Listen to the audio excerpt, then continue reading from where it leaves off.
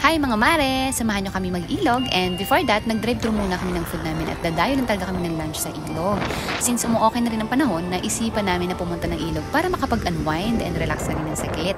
So, pupunta kami sa balsahan sa Iwahig Prison and Penal Farm here in Puerto Princesa, Palawan.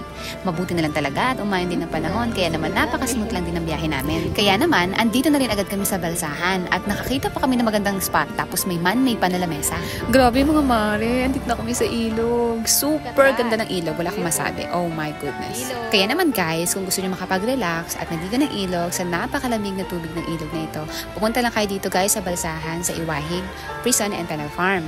20 pesos lang po ang entrance fee, and yun po ay mapupunta sa mga prisoner po dito at siyang nagsisilbing income po nila.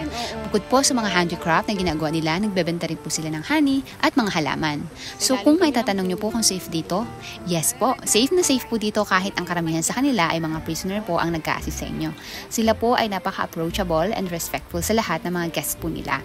Kaya kung may time po kayo, you can visit here every day. Until 2 PM lang po sila nag-a-accept ng visitor. Kaya naman I recommend na morning po kayo pumunta para sulit na sulit ang experience nyo. So mga mare, share ko lang pala na alam nyo ba nakakaiba ang Iwahig Prison and Penal Farm dito sa Puerto Princesa, Palawan dahil hindi nakakulong ang mga tinaguri ang minimum security prisoners. Sa halip ay nagtatrabaho sila ng mga gawaing pang-agrikultura at nakatira sa mga dormitoryo dito. Yung iba nga, dito na rin talaga nakatira kahit sila ay nakalaya na, ay dito na talaga sila nanirahan. Siguro nga ay napamahal na rin sila sa ganda ng lugar dahil malaparaiso naman talaga ang Palawan. Pwede rin kayo magdala ng mga pagkain, like parang nagpipiknik lang kayo. Meron din po silang mga cottage at mga prisoner din po mismo ang gumagawa nun. And yung cottage fee, ang magsisilbing income na rin po nila. Isa rin pong paalala na bawal po ang alak dito, kaya naman po bago kayo makapasok sa loob ay may inspection po muna ang mga taga-Bucor to check na walang alak o anumang harmful materials. Ang need lang naman po nila is your valid ID and mag-register lang po kayo sa logbook nila. And that's it po.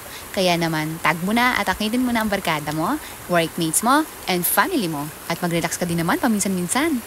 So mga mare, hanggang dito na lang muna and see you on my next mini vlog. Bye!